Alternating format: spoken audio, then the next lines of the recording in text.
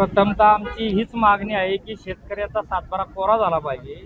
त्या शेतकऱ्याच्या ट्रॅक्टरला डिझेल मिळत नाही, त्याला ते डिझेल मिळालं पाहिजे, ते स्वस्तात मिळालं पाहिजे. आज जर विचार केला तर आजपर्यंत हे सरकार आखातातील या युद्धाचा बागोलबाव करून पुढं करत होतं. त्याचं 8-9 रुपयांनी डिझेल महाग केलं. ते आता युद्धही संपलं, क्रूडचा भाव जो कमी झालेला आहे, तरी सुद्धा हे सरकार डिझेलचा भाव कमी करीत नाही. तो डिझेलचे भाव कमी केले पाहिजेत, शेतकऱ्याचा सातबारा पूर्णपणे कोरा झाला पाहिजे, ही आमची खरी मागणी आहे. आणि दुसरा सगळ्यात महत्त्वाचा प्रश्न असा आहे की शेतकऱ्यांना खत मिळत नाही, ते खत शेतकऱ्यांना मिळालं पाहिजे.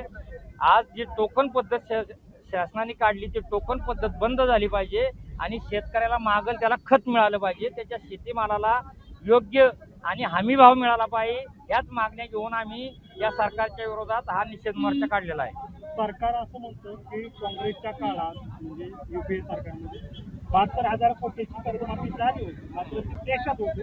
आमच्या सरकारनं 36,000 कोटीहून अधिकची दिली आणि ती महाराष्ट्रात दिली. हे सरकार लबाडाच्या घरचा आवातन येते, खाईल तवाच का एक म्हणे माणसाची की लबाडा घरचा आवातना जेव्हा जीव तवाच ते खरं.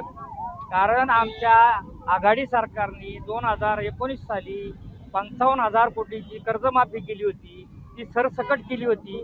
तशीच या सरकारने आताच्या युती सरकारने सरसकट कर्जमाफी करावी ही आमची माफक अपेक्षा आहे.